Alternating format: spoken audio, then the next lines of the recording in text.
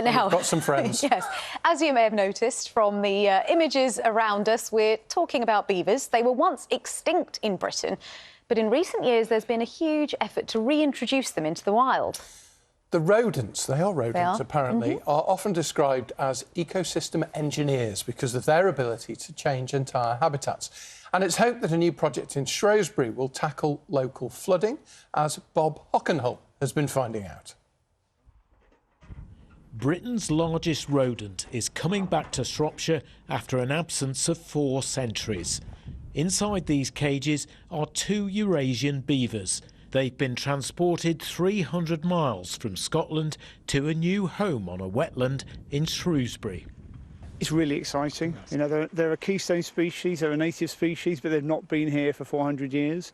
They make such a difference to the landscape. They help us to control water, they help to create new habitats for all sorts of other creatures. So the moment of truth, how will they take to their new home?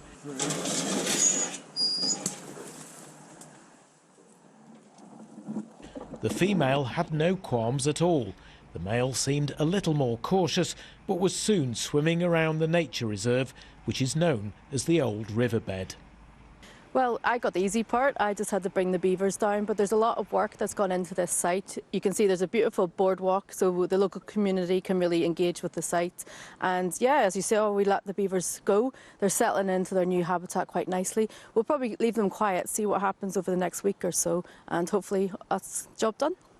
The beavers have been introduced to the site of special scientific interest to control willow tree scrub. That is drying out the wetland habitat, so the beavers will reduce the scrub willow encroachment, thereby letting the habitat flourish and increasing the water holding capacity of the site. This was only the 3rd time beavers have been released into an urban setting after London and Plymouth. These 2 were captured in Perthshire, then quarantined and screened for several weeks before making the journey south. For 400 years, there were no beavers in the country. They were hunted to extinction for their fur, for their meat and for their scent glands. Hopefully the 2 that have been released here today will have a much better relationship with their human neighbours. Although they swam off in opposite directions when they were released, the hope is the pair will breed, producing more eager beavers to manage this treasured habitat. Bob Hockenhull, BBC News, Shropshire. Well, we're joined now by Rob Stoneman, who's the Director of Landscape Recovery at the Wildlife Trusts. Good morning, Rob. Thanks for being with us. It's such a nice success story, isn't it? It's nice to be able to show something positive that is connected to our environment and nature. Oh, I mean, it's just fantastic. These are the first beavers back in an urban setting in northern England, or the Midlands and northern England, so just fantastic to see. And these are going to be our nature reserves managed, a gorgeous nature reserve. It's been drying out and we've been struggling to manage it, so Shropshire Wildlife Trust and Shrewsbury Town Council bringing these beavers back, and they're going to be our nature reserve rangers. And they're going to be building their dams, bringing up the water level, and into that beautiful environment you're going to get all the other wildlife that beaver creates. So it's going to be kingfishers, sticklebacks, minnows, eels, otters. Fantastic stuff. It's great to see it happening. Makes them controversial with farmers sometimes, doesn't it? The fact that they can, you know, farmland can flood as a result of what so they obviously do. Only very close to the watercourse, because these are absolute, you know, animals that live in rivers and lakes and so on. So, but we, you know, they're understandable concerns. And what we've been doing down in Devon, actually on the River Otter, ironically, the Devon Wildlife Trust has been running a trial to look at how we work alongside farmers to cope with any issues that happen. And we've got beaver expert groups that can deal with all these issues, and they're pretty straightforward to deal with. And also, actually, we start to pay farmers, instead of paying them subsidy for growing food, for example, we might pay them for having beavers on their land, so they can win out financially as well as they get all the benefits of those beavers on their land. And just how effective are they in tackling flooding? Because that's the key point here, isn't it? I mean, they're incredible. So what they're doing is they're building the dams, they raise the water level up. So as the water comes, as you get a big storm event, as the water comes in, it holds the water back. So holds the water back in beaver wetlands rather than people's homes and offices. So really effective, really quite significant differences, even at very high storm events. So you can see those differences happen.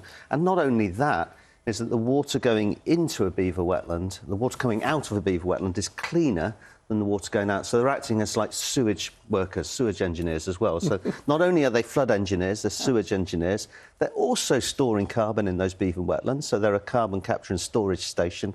And of course, it's a fantastic thing for people to see. And, you know, actually people enjoying wildlife is incredibly good for their mental health. So they're also health workers. So these are really incredible animals. I've got many strings to their bow, haven't they?